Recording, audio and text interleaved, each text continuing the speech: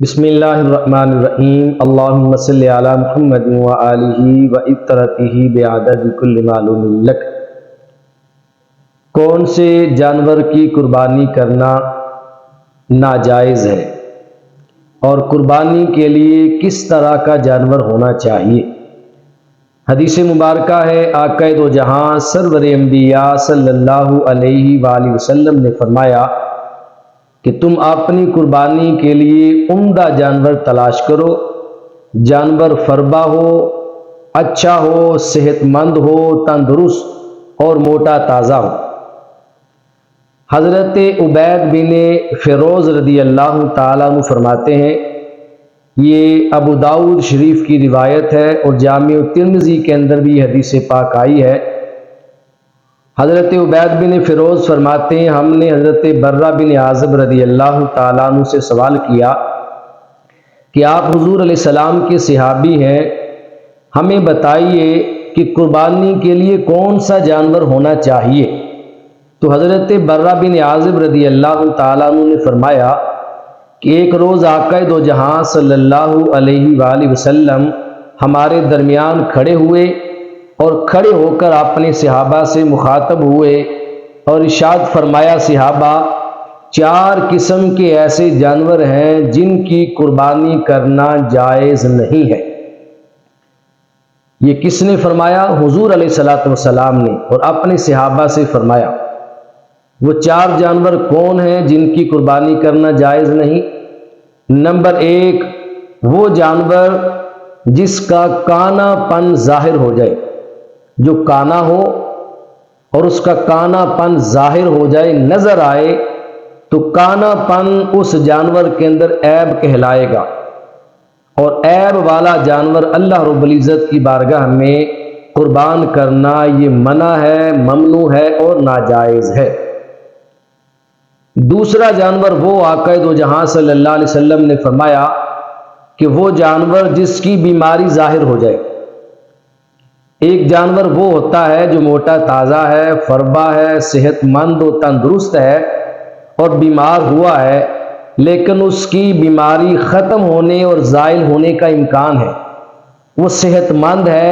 ممکن ہے کہ ابھی وہ چند روز کے اندر تندرست ہو جائے، ٹھیک ہو جائے، تو اس جانور کی تو قربانی جائز ہے۔ لیکن وہ بیمار جانور جو بیمار ہے کافی عرصے سے،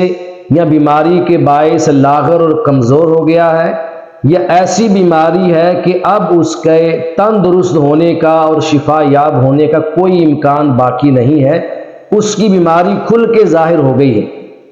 تو ایسے جانور کی قربانی کرنے سے بھی آقا دو جہاں صلی اللہ علیہ وسلم نے منع فرمایا ہے۔ نمبر 3، ایسا لنگڑا جانور کہ جس کا لنگڑا پن ظاہر ہو جائے۔ لنگڑے پن کا اظہار کیسے ہوتا ہے؟ لنگڑے پن کا اظہار ہوتا ہے کہ وہ جانور چل کر اپنی چراگاہ کی طرف چارہ کھانے کے لیے صحیح طرح چل کر نہ جا سکے، وہ لنگڑا ہے۔ تو جس جانور کا لنگڑا پن ظاہر ہو جائے اس کی قربانی کرنا بھی جائز نہیں ہے۔ کیوں کہ لنگڑا پن اس جانور کے اندر عیب کہلاتا ہے، اور عیب والا جانور اللہ کے حضور قربان کرنا جائز نہیں ہے، ممنوع ہے۔ نمبر 4، ایسا کمزور جانور کہ جس کی ہڈیوں میں مغز باقی نہ رہا ہو، جس کی کمزوری کھل کر ظاہر ہو گئی ہو اور دیکھنے سے معلوم ہوتا ہو اور پتہ چلتا ہو کہ اس کی ہڈیوں میں مغز نہیں ہے، اب یہ جانور انتہائی کمزور ہو چکا ہے، تو اس کمزور جانور کی جس کی ہڈیوں میں مغز نہ رہا ہو اس کی قربانی کرنا بھی جائز نہیں ہے۔ حضرت علی المرتضیٰ شیر خدا کرم اللہ وجہ الکریم فرماتے ہیں کہ ہمیں آقا دو جہاں سرور انبیاء صلی اللہ علیہ وآلہ وسلم نے فرمایا کہ جب تم قربانی کا جانور خریدو تو قربانی کے جانور کی آنکھ اور کان کو خوب اچھے طریقے سے دیکھ لیا کرو، یعنی اس کی آنکھ بھی صحیح سلامت ہو، آنکھ میں کوئی عیب نہ ہو، اور اس کے کان میں بھی کسی قسم کا کوئی عیب نہ ہو، جو جانور اپنی آنکھ اور کان سے سالم اور سلامت ہو اور صحیح ہو، اس جانور کو خرید کر اللہ کی بارگاہ میں قربان کیا کرو۔ جانور جتنا اعلیٰ ہوگا، جتنا اچھا ہوگا، جتنا فربا ہوگا، جتنا موٹا تازہ ہوگا، قربانی کے اندر قربانی کرنے والے شخص کو اتنا ہی زیادہ اللہ کی بارگاہ میں اجر و ثواب حاصل ہوگا۔ اللہ رب العزت ہم سب کو یہ عظیم فریضہ اپنی رضا کے لیے صحیح معنوں میں سر انجام دینے کی توفیق اور سعادت نصیب فرمائے۔